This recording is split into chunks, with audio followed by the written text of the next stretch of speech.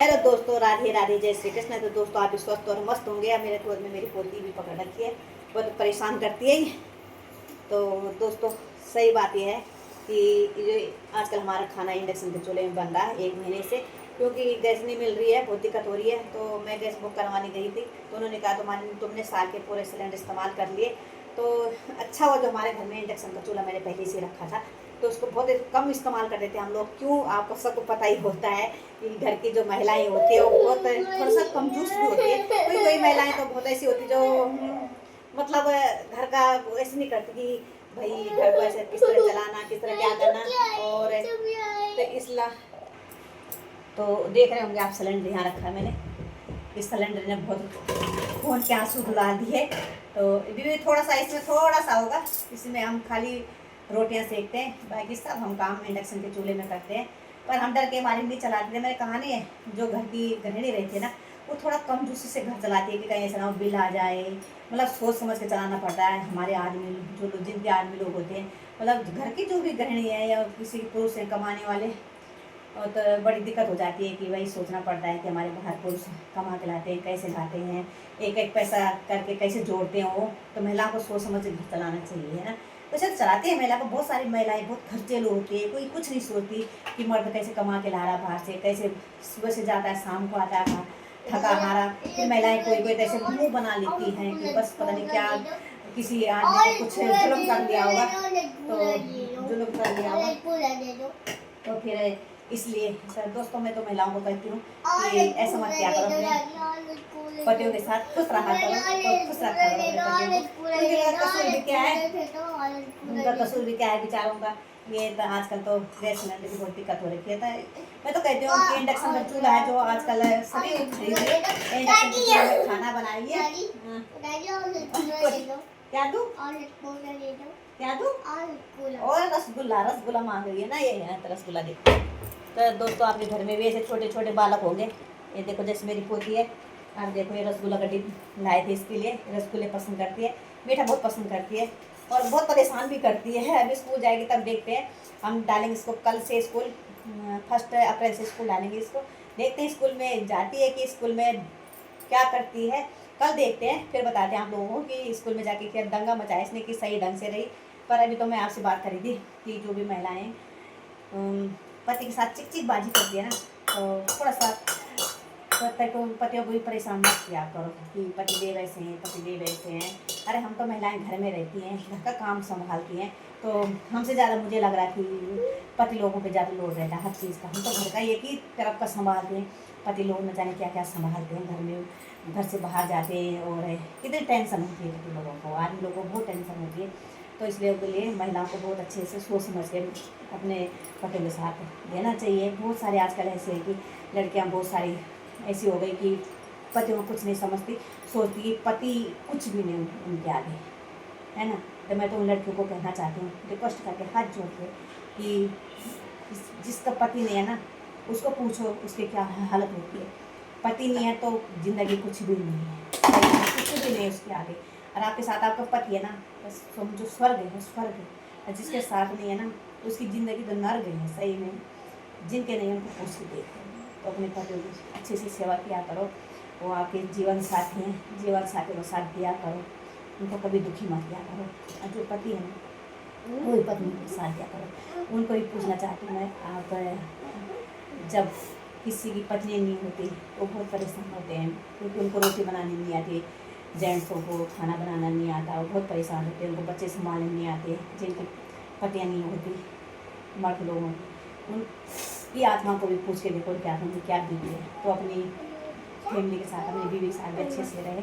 और दोनों को कहूँगी मैं, मियाँ बीवी को अच्छे से रहे, अपनी घर गृहस्थी चलाए और एक दूसरे का साथ देख कर। अगर आपका पति आपसे कभी कुछ बोलता है तो अब महिला को चुप रहना चाहिए। जब पत्नी बोलती है तो पुरुषों को चुप रहना चाहिए, शांत रहना चाहिए। जब एक आदमी चुप होता है तो फिर लड़ाई नहीं होती, और जो दोनों पट पट पट पट करते हैं तो बहुत लड़ाई बढ़ जाती है। इसलिए मैं कहती हूँ समझदारी का काम किया करो। जब पुरुष बोलता है तो महिला को चुप रहना चाहिए, और जब महिला बोलती है ना, पुरुष को चुप रहना चाहिए, हंस के दिखा देना चाहिए। बाद में देखी जाएगी, जब सब सही रहते हैं ना, काम सब सही हो जाएगा, फिर तो कुछ भी बोलो कोई बात नहीं, हंसी मजाक में डालो। पर उस टाइम एक आदमी को वहाँ से गायब होना चाहिए जब किसी को किसी साथ झगड़ा होता है। थोड़ा अनबन हो ही जाती है, किसी पे भी हो जाती है। तो दोस्तों मैं आपसे एक कहूँगी, रिक्वेस्ट करूँगी कि ऐसा नहीं करना चाहिए। और मैं बहुत दिन से सोच रही वीडियो बनाऊँगी। वो शायद देखते हुए महिला अपने पति को परेशान करती है और कुछ बोलती रहती है, कितने कांड देख लेते हैं, कांड होते हैं। पर मैं तो कहीं हाथ जोड़ दिया महिलाओं को, पति बहुत ज़्यादा अच्छे होते हैं और बहुत काम देखते हैं, उनको बहुत टेंशन रहती है। हमको भी रहती है टेंशन, ऐसा नहीं, पर हमें घर के अंदर ही टेंशन रहती है और घर के अंदर की टेंशन रहती है। और आदमी बाहर जाता है, कितनी मतलब कितनी समस्या से गुजरना पड़ता है उनको, है ना। कहीं ऑफिस में कोई बात हो जाती है, किसी की भी बात सुननी पड़ती है। तो हर किसी को थोड़ा सा साथ देना चाहिए। महिलाएं भी आजकल ड्यूटी कर रही है, नौकरी कर रही है, पर थोड़ा सा ये कि हम लोग नहीं भी करेंगे महिलाएं तो पुरुष को चलता है क्या, पुरुष को नौकरी करते हैं, घर के कमा के महिला को खिला सकते हैं। ये जरूरी नहीं कि महिला ही नौकरी करे, पुरुष कर सकते हैं, पुरुष कमा के खिला सकते हैं अपनी महिला को, अपनी बीवी को, बच्चों को संभाल सकते हैं, देश को भी। पर आजकल की जो ज़माना है बहुत ख़राब हो गया है। कुछ लड़कों की शादी नहीं हो रही इस चक्कर में, सरकारी नौकरी नहीं, ये है वो नहीं है। मैं तो कह रही हूँ छोटी सी नौकरी हो, छोटी सी नौकरी और खुशियाँ उसमें बहुत ज़्यादा हो तो वही नौकरी बड़ी बन जाती है। मैं कहता हूँ नमक रोटी खाओ और उसी में खुश रहो, पर साथ में रहो, मिल के रहो, पति पत्नी परिवार बना के रखो अपना। तो नमक रोटी में ही चैन आता है दोस्तों, नमक रोटी ही हमारे लिए अमृत बन जाती है। तो मैं यही कहूँगी आप लोगों से, मिलती हूँ आप लोगों से। तब तक के लिए जय हिंद, जय भारत, जब तक हम जय देवभूमि। क्योंकि मेरी पोती पीछे परेशान करी, इसकी मम्मी भी जा रखी है कॉलेज पढ़ाई करने के लिए। तो ये हमारी पोती है, हमारी जा रखी है कॉलेज। इस पोती का लोड भी मेरे ऊपर ही है, देखो कितना परेशान कर रही है, कभी कुछ कभी कुछ। अब इसने रसगुल्ले खा लिए, ये देखो रसगुल्ले सारे खा लिए, इसमें कितने रसगुल्ले थे और 2 इसने कटोरी में डाल रखे हैं। देखो इतना परेशान करती, दादी ये दो, दादी वो दो। तो ऐसी भी दादी होनी चाहिए जैसी मैं हूँ। मैं स्पेशल दादी हूँ, मैं नंबर 1 दादी हूँ, है ना। तो जो बोलती मेरी पोती मैं वही कर लेती हूँ, है ना। पर पोती मैं कैसी हूँ, आपकी दादी कैसी है बता दो जल्दी जल्दी सब। अच्छी नहीं है, देख लो आप बोली अच्छी नहीं है, हमें कुछ अच्छा भी ना। मम्मी की याद आ रही है उसको, करी मुझे मम्मी ला के दो। अब कहाँ से इसकी मम्मी ला के दो, उसकी मम्मी तो कॉलेज गई है, पढ़ाई लिखाई भी करनी जरूरी है बहू को, है ना। तो देखो मैं तो बिल्कुल अपनी बहू कैसे रखती हूँ, जैसे घर में बेटी की तरह। कुछ भी खाओ पियो मौज करो, पर मुँह से कुछ मत बोलो भैया, जो कमी है बोल दो, है ना। हंस के रहो, खुश रहो, मस्त रहो, बेटी की तरह रहो। बाकी तुम्हारा ही राज है घर में और किसी का नहीं। बेटियाँ तो कितनी जाती है मेरे ससुराल में, बेटियाँ नहीं है मेरे घर में। और मेरी तो पोती है और जो मेरी बेटी है वो मेरे कॉलेज जा रखी है।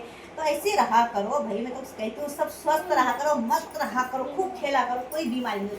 मेरे कितनी भयंकर बीमारी है ना, पर मैं उसको समझती नहीं बिल्कुल भी। जब आती है तो कभी ऐसा हो जाता है कि क्या होता है क्या नहीं हो जाता है। तो दोस्तों मैं कोई गम नहीं करती, मैं हंसती रहती हूँ, खेलती रहती हूँ, मुस्कुराती रहती हूँ। और घर में एक खिलौना है हमारा, ये लड़की है, खिलौना है, फूल है, देखो खिलखिलाता फूल है मेरा, मेरी पोती है। तो इसे मेरे खुश रखती है, बस ये मैं इसको खुश रखती है, मुझे खुश रखती है। और मैं अपने परिवार के साथ सही रहती हूँ, स्वस्थ रहती हूँ, मस्त रहती हूँ।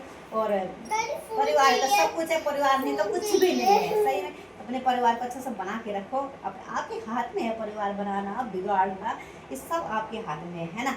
कभी सास भी बहू थी और कभी बहू भी सास बनेगी, है ना।